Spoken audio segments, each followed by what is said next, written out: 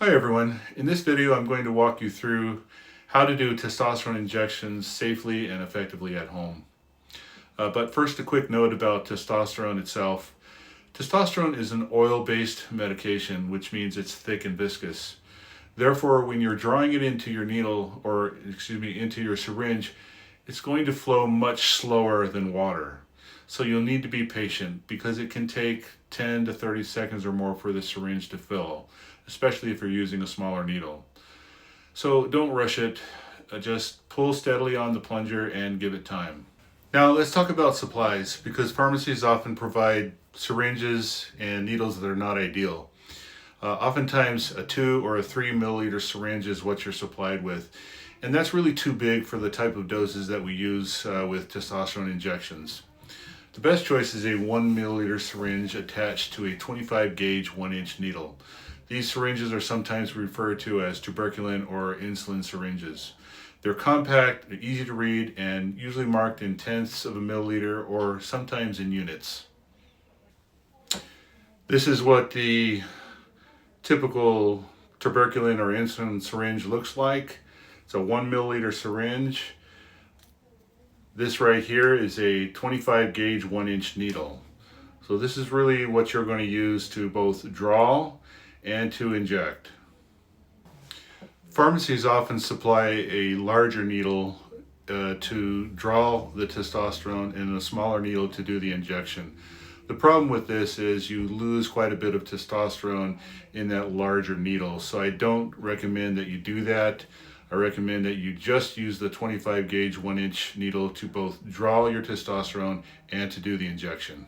If your pharmacy is unable to provide the 1 milliliter syringe and the 25 gauge 1-inch needle, you can actually order these supplies on Amazon for quite cheap. Okay, so let's get into the actual process of doing the injection, and I'll demonstrate step by step.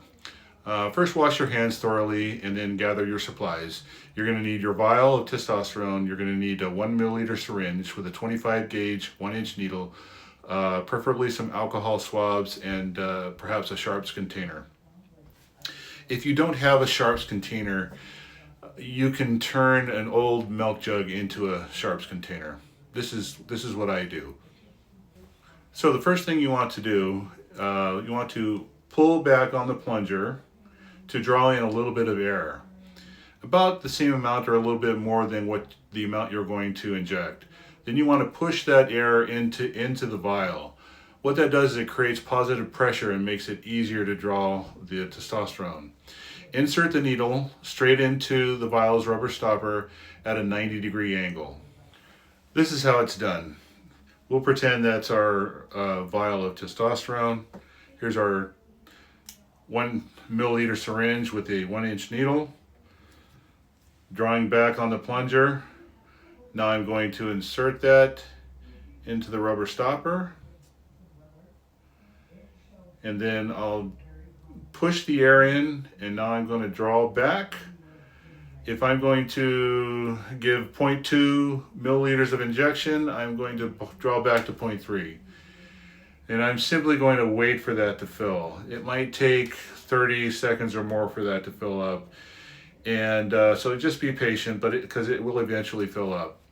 Once it's mostly full, you're going to push the excess testosterone back into the vial, and so you're going to get the exact amount that you'll end up injecting.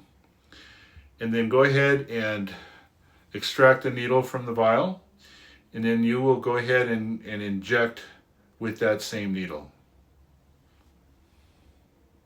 Now, you can do your injections in the upper arm, the outer thigh, or the buttock. I personally prefer the buttock. It's a large muscle and it's easy to do, and I believe that there's less discomfort with that. But you can experiment on your own and determine which injection sites you might prefer. Before injecting, you'll want to clean the skin with an alcohol wipe and let that dry. Then hold the syringe and the needle at a 90-degree angle to the skin. Insert the needle in one smooth motion. Once in, make sure you're all the way in. Pull back gently on the plunger, You can check for blood. I don't find this to be really an issue, never have in many years of injecting. I think you can just go ahead and inject your testosterone. I generally take about 5 seconds to do the injection. I don't think you need to take your time doing it. Once you've done the injection, pull the needle straight out.